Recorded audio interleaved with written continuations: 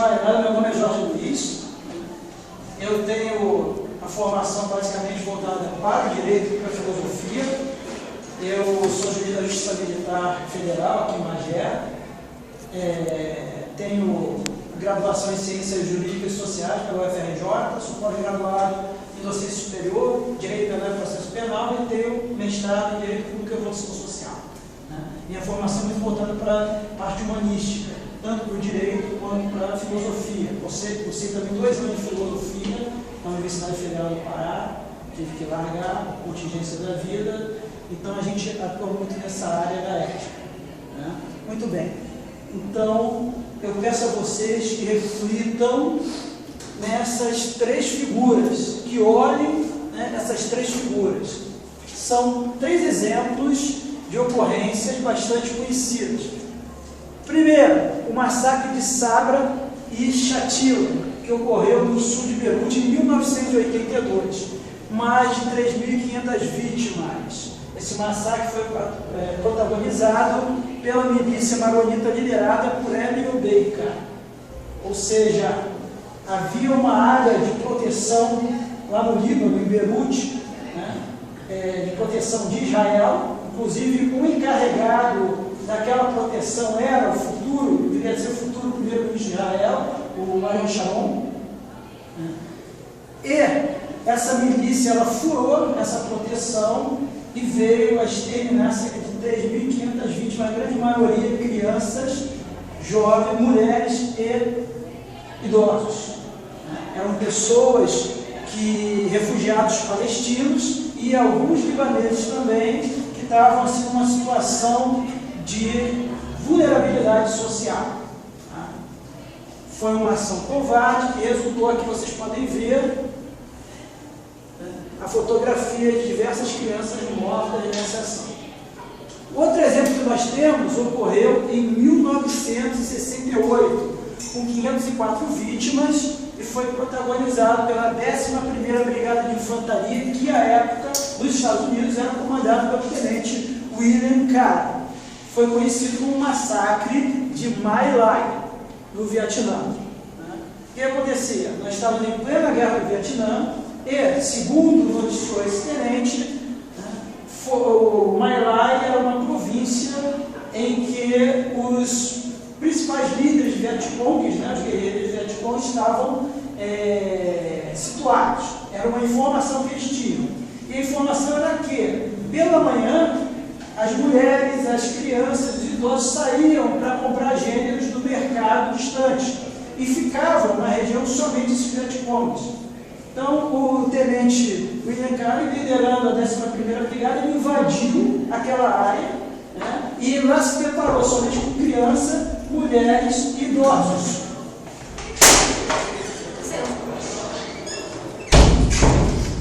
E aí ele fez um aproveitamento do êxito, já estava lá e ele saiu, deu ordem para realizar o massacre das crianças, das mulheres e dos idosos. E interessante que só não foi maior porque um piloto de helicóptero do Exército dos Estados Unidos visualizou aquela ação, pousou e colocou as metralhadoras do helicóptero contra a 11ª Brigada, e pelo microfone ele determinou que disparasse, muito embora não tivesse autoridade para isso. Foram 504 mortos. E abaixo, aquilo que todos nós conhecemos, o Holocausto, que de 1939 a 1945 vitimou mais de 7 milhões e 500 inocentes. Mais de 7 milhões e 500 inocentes, sob a liderança de Adolf Hitler. Dispensa maiores comentários isso aí. Muito bem. Eu peço a você reflexão. O que isso tem a ver com administração, com informática, com ciências contábeis?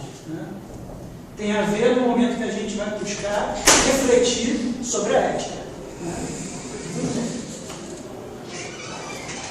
Atente para o seguinte agora.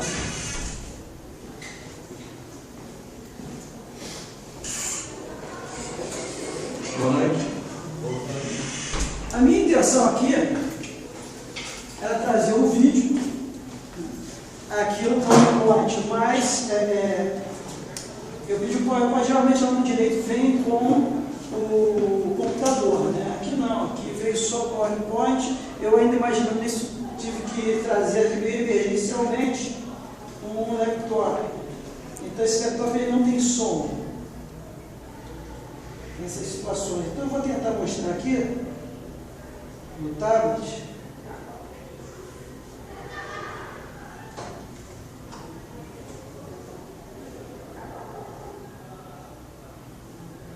Um vídeo para vocês, que eu não vou conseguir também, porque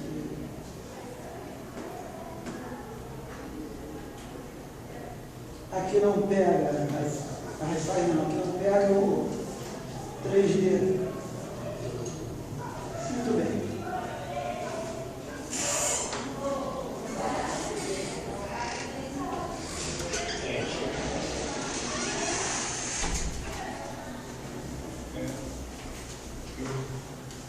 Vou tentar de outra forma, sem som.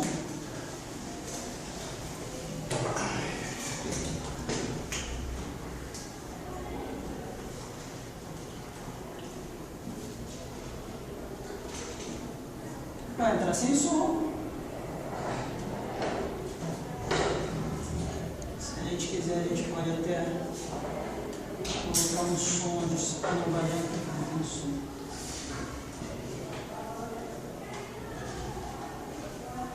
Aqui nós temos uma série de situações que o som é legal, mas que a gente tem que observar.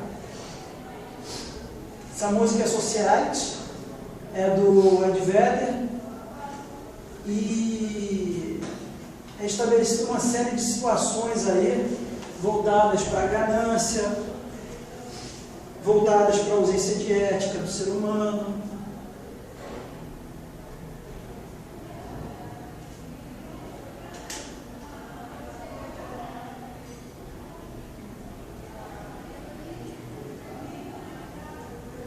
Preste atenção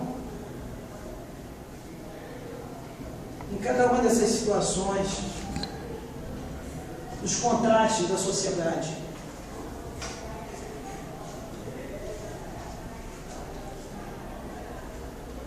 Onde o dinheiro muitas vezes fala mais alto, né? E isso é importantíssimo a cada momento em que a gente vai refletir sobre a profissão que a gente abraça. Não estou falando só da profissão de administrador, de ciências contábeis, ligada à informática, do direito, mas da medicina, da engenharia, toda e qualquer profissão. É legal a gente refletir sobre isso, né? Onde em muitos lugares a gente vê o desperdício de alimentação, em contrapartida a gente vê a fome, né? Isso aí é só um momento de reflexão para vocês.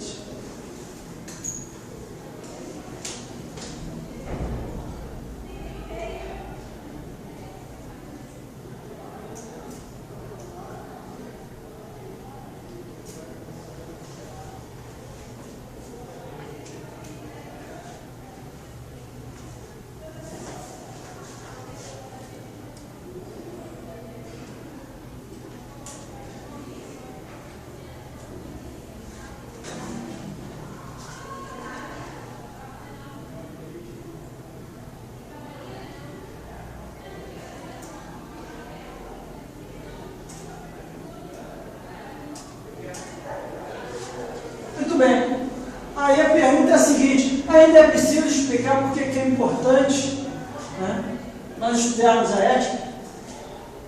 Vamos nos voltar ali para aquele vídeo, para as fotografias que nós apresentamos. Quando Hitler implementou as ações do Holocausto, em nenhum momento ele violou a lei. Em nenhum momento ele violou a Constituição da Alemanha. Em nenhum momento ele violou as leis da Alemanha. Todas as ações que foram implementadas pelo nazismo tiveram como supedâneo a lei e a Constituição da Alemanha. Depois da Segunda Guerra, em razão desse fato peculiar, porque nós vínhamos há um século e pouco atrás da Revolução Francesa, que trouxe a ideia de liberdade, trouxe a ideia de direitos humanos, trouxe a ideia da igualdade, da fraternidade, nós tínhamos o cenário nefasto do Holocausto. E aí se procurou, onde Hitler né, ou tentar punir os envolvidos com base na lei. E chegou um momento que constatou que não poderia ser feito isso, porque a lei era favorável a eles. Nada do que foi praticado em termos do Holocausto, em termos de todas as ações dos nazistas, havia desamparo da lei. Então começou a surgir uma nova ideia que já não era tão nova assim, um resgate de uma ideia antiga. Quando a gente estuda direito, a gente vê no início surge uma ideia de direito natural. O que era direito natural? Eram direitos tão elementares destinados ao ser humano que não precisavam estar escritos, que já era inerente à pessoa do ser humano. Quando ele nascia, ele já nascia com aquele direito vinculado a ele, independentemente de qualquer lei ou norma estabelecer isso. O direito à vida, por exemplo, o direito à dignidade humana, eram direitos naturais. E ao longo do tempo, a ideia do direito natural foi dissipando, foi sumindo. E retorna depois da Segunda Guerra, quando descobre o seguinte, né? Não é a lei necessariamente que estabelece o que é certo ou errado, porque existem direitos que são invioláveis e nós temos que resgatar esses direitos. E aí começa, né, a expansão do chamado catálogo dos direitos humanos. Começa uma expansão do que seriam os direitos humanos, né, e que vem se formatando até hoje, cada vez mais com o aumento desse catálogo. Hoje a gente fala em bioética, né? Hoje a gente está falando em bioética, que já é um direito fundamental vinculado à modernidade. A gente estuda a questão ética da manipulação do DNA, da manipulação dos cromossomos, da manipulação da genética em geral. Uma coisa inimaginável há décadas atrás. Então, esse próprio catálogo ele vai, evidentemente, com o passar do tempo, com a evolução da sociedade, evoluindo também. E temos a questão ética para discutir em cada uma dessas situações. Então, é por isso que eu digo, não precisa mais explicar por que nós temos que estudar ética. E aí a gente começa, eu presto atenção, por quê? Quando a gente fala em ética, né, há uma tremenda confusão. Ética é a mesma coisa que moral. Eu falo em moral, eu falo em ética, eu falo em código de ética, códigos de ética de cada uma das profissões são códigos realmente de ética. O que é a ética? Se vocês pegarem os principais filósofos, os principais construtores da doutrina ética e cotejar, vocês não vão conseguir entender bem o que é ética, o que é moral, qual é a linha divisória entre ética e moral. Então eu trouxe para vocês aqui uma situação, e isso eu vou disponibilizar no meu site para vocês, tá? Uma situação de conceituação que eu considero a melhor possível para que todos possam visualizar o que é ética, o que é moral, qual a divisão entre ética e moral. E a partir daí a gente começar a refletir sobre ética e sobre a importância da ética. E aí vocês vão entender por que eu botei aquelas fotografias, por que eu coloquei o vídeo. Quando a gente entender de forma firme e consciente o que é ética. Muito bem. Ética. Sempre lembrando que eu vou disponibilizar isso aqui no meu site, já coloco para vocês onde vocês vão obter esse material. A ética é parte da filosofia. Considera concepções de fundo acerca da vida, do universo, do ser humano e de seu destino. Estatui princípios e valores que orientam pessoas e sociedade. Uma pessoa ética é quando se orienta por princípios e convicções. Dizemos então que tem caráter e boa índole. Essa é a definição de ética do Leonardo Boff, que para mim é a mais palpável, é a mais inteligível, é a mais clara. Mas vamos simplificar a coisa. Então o que é ética? A gente pode dizer então que a ética emerge do âmago do ser humano. É um complexo de impulsos e sentimentos regidos por boas convicções e princípios internos nobres. Ótimo! Tirando a termo isso tudo o que quer dizer. Eu quero dizer o seguinte, que a ética, ela não é externa. A ética a gente coloca dentro de um campo teórico, né? Mas a ética é todo aquele conjunto de princípios de boas convicções, princípios internos nobres que emergem do âmago de cada um de vocês, de cada um de nós. Isso quer dizer o seguinte, né? A ética, ela é nossa, ela vem do nosso interior e não do nosso exterior. A ética, ela não é imposta, ela não é um regramento. A ética é um sentimento. A ética é um praticar que vem dentro de cada um de nós. Eu vou explicar paulatinamente para que vocês entendam isso, porque isso é a mola mestra de toda a disciplina. Quando eu digo, por exemplo, né, melhor, Niklas Luhmann, o sociólogo e filósofo alemão, ele questiona o seguinte: por que devo ser honesto no escuro? Por que devo ser honesto no escuro? O que ele quer dizer com isso? Por que eu tenho que ser honesto quando ninguém está vendo o que eu estou fazendo? O que me leva a ser honesto se ninguém vai saber do meu ato de desonestidade e aquele ato vai me render frutos, geralmente materiais, positivos? Por quê? O que me leva a ser honesto no escuro? É a mesma coisa. Eu coloco uma caneta, Montblanc aqui. Estamos aqui no claro, né? Estamos aqui no claro, todo mundo falando, né? Todo mundo vendo, né? E eu pergunto, né? Por que você não subtrai minha caneta aqui? Por quê?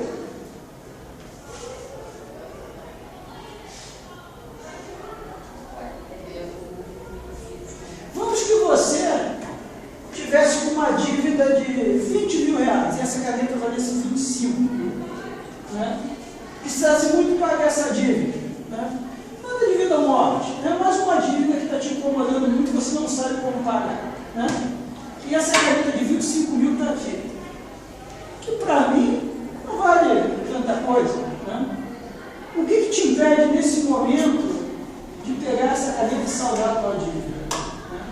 Vamos dizer o seguinte, regra geral para todo mundo, o que te impede é o seguinte, né? Porque se você pegar, todo mundo vai ver, certo? Se todo mundo vê, né, obviamente vai chegar ao conhecimento das autoridades, né, a sua conduta, que se enquadra como um crime, né? Em se enquadrando como um crime, todo mundo viu, temos testemunho, você vai sustentar as consequências penais, administrativas, cíveis e sociais da sua conduta, certo? Muito bem. Então, aí, nós temos uma série de postulados que nós vamos ver que são postulados morais. São impostos, regramentos sociais, né?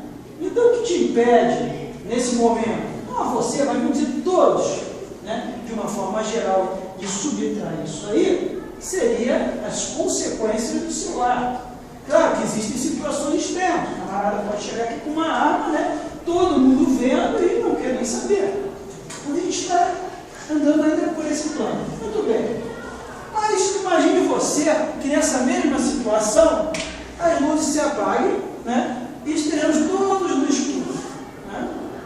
Aí o que Luhmann, né, dá bola é o seguinte: por que devo ser honesto no escuro?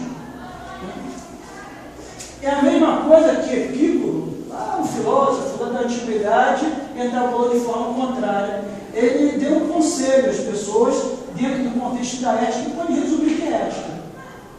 Faze tudo como se alguém sempre te contemplasse. Ele dá o conceito da ética, né? Então é o seguinte, gente. Essa é a diferença básica entre a ética e a moral, né? Eu não subtraio essa caneta nesse momento porque existem regras legais e sociais que me pedem. Existem leis, normas que vedam essa conduta.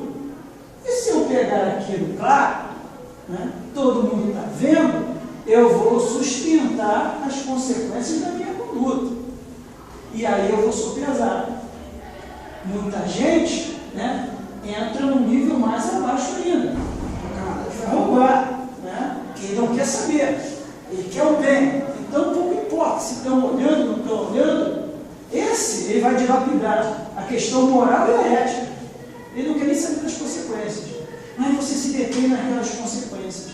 Você não quer ser descoberto. Você não quer ser visto pelos seus colegas, pela sociedade, pelos seus familiares, como um ladrão. Não quer sofrer as consequências do seu ato. Né? Então você se detém. Mas, se estivermos no escuro, o escuro que Newman estabelece é o seguinte: ninguém está vendo nada. Ou seja, acabou a aula, foi todo mundo embora, né? Eu entro na sala e não tem ninguém mais aqui. E eu olho, a caneta está ali. Mas essa caneta paga a minha dívida. Mas não tem ninguém olhando. Ninguém vai saber. Ninguém jamais vai saber que eu peguei essa caneta e vou resolver meu problema. Então, com ela que eu pego a caneta, subtraio e vou embora. Né? E aí vem, né, a indagação. Né? Por que devo ser honesto no escuro? Ou seja, por que devo ser honesto quando ninguém está vendo? Né? E aí que completa. Né? Olha, faze tudo como se alguém sempre te contemplasse. Essa é a origem da questão ética, né? Que vem de dentro de você. Quando eu entro na sala, vejo essa caneta e não tem ninguém, e eu posso livremente, sem consequências, me apoderar dela, sem ninguém saber, e ainda assim eu não faço isso, porque dentro de mim eu tenho um sentimento, eu tenho um complexo de impulsos e sentimentos regidos por boas convicções e princípios internos nobres, eu pego a caneta e entrego na coordenação para que se procure o proprietário dela. Eu não precisava fazer isso, ninguém saberia, mas eu sou movido por questões de cunho ético, que vem de dentro de vocês. Né? Isso não se pode ensinar, pode ser aprendido com a vida. A vida transforma a gente, a vida transforma nossas convicções e nossos princípios, mas eu não posso ensinar vocês a ser ético. Eu posso ensinar as questões morais, né? Por quê? Vem a pergunta: ética é sinônimo de moral? Não. A moral é parte da vida concreta. Ela trata da prática real das pessoas que expressam por costumes, hábitos e valores culturalmente estabelecidos. Uma pessoa moral quando age em conformidade com os costumes e valores consagrados. Estes podem eventualmente ser questionados pela ética. Uma pessoa pode ser moral, segue os costumes até por conveniência, mas não necessariamente ética, obedece convicções e princípios. Leonardo Boff também. O que eu quero dizer isso? Né? Nós temos questões de ordem prática que são estabelecidas a partir do costume, né? A partir da nossa vida concreta. Nós temos normas, nós temos leis de caráter normativo, de caráter social. Nós temos regramento de viver em sociedade, certo? Ou seja, é proibido usar celular, ponto. Isso é o quê? Um regramento. É lei? Em determinadas situações é lei. Mas se eu coloco aqui um celular e um X aqui, eu digo que é proibido usar celular em sala de aula. Ok? É um regramento. É um regramento de cunho sempre moral. As regras adquiridas através dos hábitos e costumes que nós temos, né, que dizer amém para viver em sociedade, são regramentos morais que podem estar em sintonia com regramentos de cunho ético, com essas boas convicções, com esses bons princípios. Podem, não necessariamente. Ética e moral caminham juntos. Ok? Caminham juntos. Mas não necessariamente os postulados morais vão estabelecer uma ética. Ética dessas boas convicções e bons sentimentos. Aí eu volto à questão de Hitler. Né? Hitler, ele agiu de acordo com a moral dos costumes, dos hábitos, dos regramentos jurídicos sociais que regiam a Alemanha, que ele mesmo criou. Agiu? Sim. Ele agiu com ética, né? Com esse princípio de bons costumes, né? de boas práticas, de nobreza de caráter, ethos, caráter. Né? Não. Né? Então, quando a gente está no Estado democrático de direito, geralmente a moral está para a passo com os postulados éticos. Mas quando a gente desvirtua do Estado democrático de direito, muitas vezes elas se dissociam. Né? Muitas vezes elas se dissociam. Né? E aí deve perder o quê? O Leonardo Boff diz, muitas vezes a ética questiona os postulados morais. Né? Vocês se lembram daquela reportagem que há alguns anos saiu daquelas mulheres africanas que eram desde cedo colocadas argolas no pescoço, né? Como fruto de um regramento moral, né? Um costume daquela tribo, daquela localidade, né? Para aqueles que habitavam aquele local, né? Obviamente eles obedeciam aquele regramento de cunho social, né? Aqueles postulados de ordem moral, né? O postulado de ordem moral. Era certo aquilo ali, era correto e era normativo. Mas era ético aquilo? Reformar o ser humano dentro daquilo que, vamos linkar, que nós descobrimos logo após a Segunda Guerra Mundial, né? Que existem direitos que são intangíveis, inegociáveis, independentemente de estar escrito ou não, direito à dignidade da pessoa humana, direito à vida. Então, nesse ponto, a moral se distancia da ética. Né? E aí é que está. Quando a gente vive sob os auspícios do Estado Democrático de Direito, né? Moral, né? Tudo que tem, ou quase tudo em termos de regramento, geralmente está no compasso desses bons sentimentos que fluem dentro de nós, do nosso caráter positivo.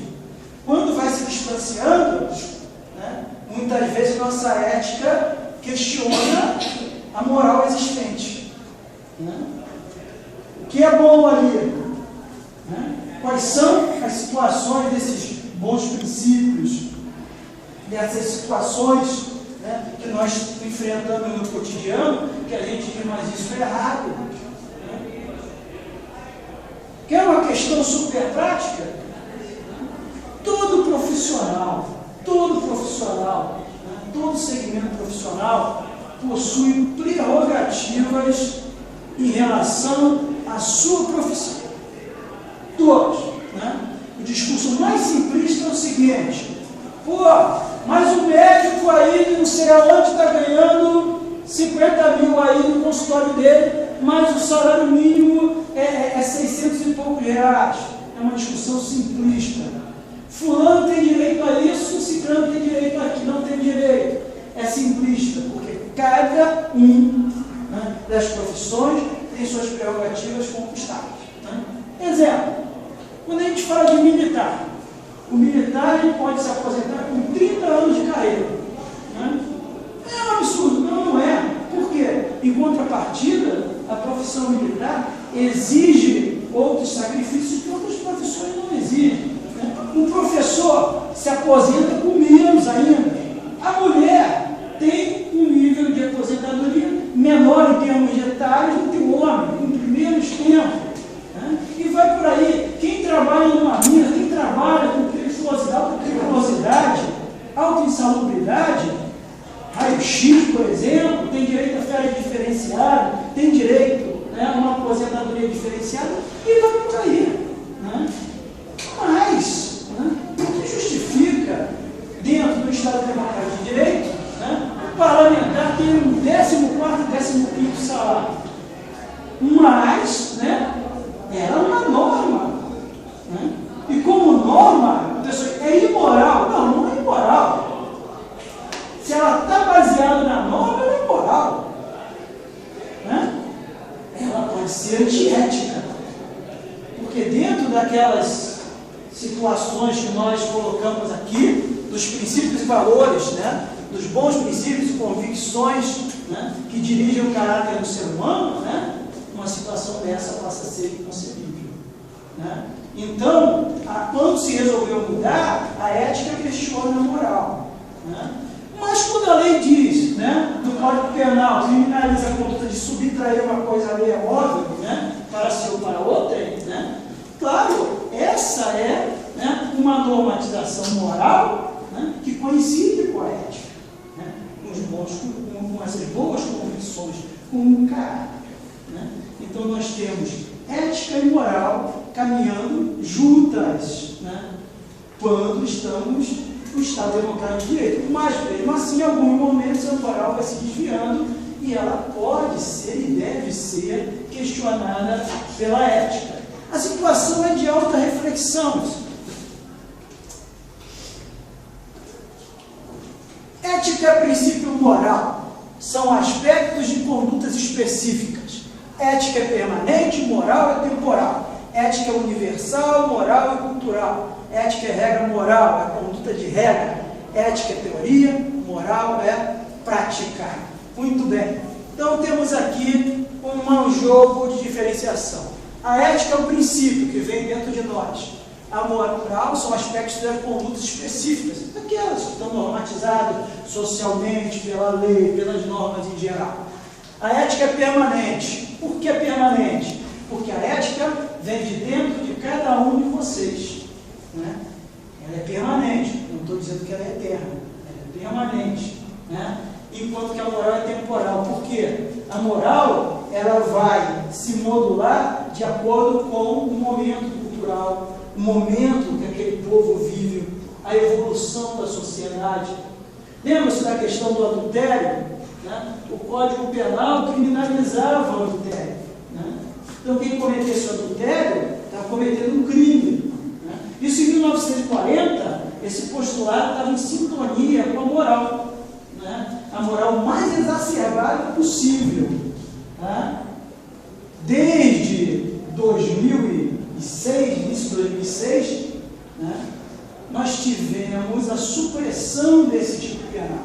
Adultério não é mais crime, é uma conduta, vamos dizer, a pessoa fala moralmente reprovável, eticamente reprovável, né, mas não é mais crime.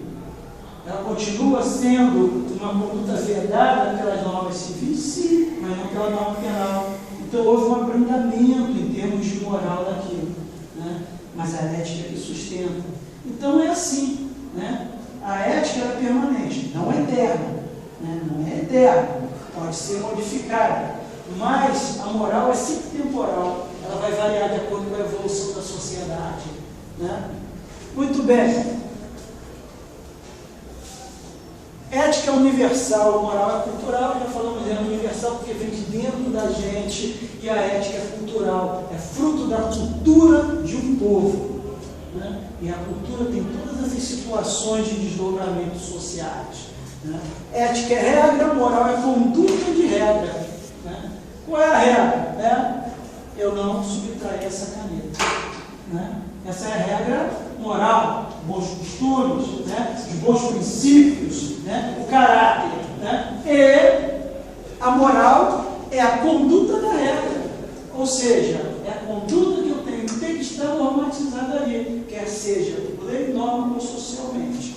E ética é teoria, porque está nesse campo subjetivo de cada um de nós, e a moral é a prática.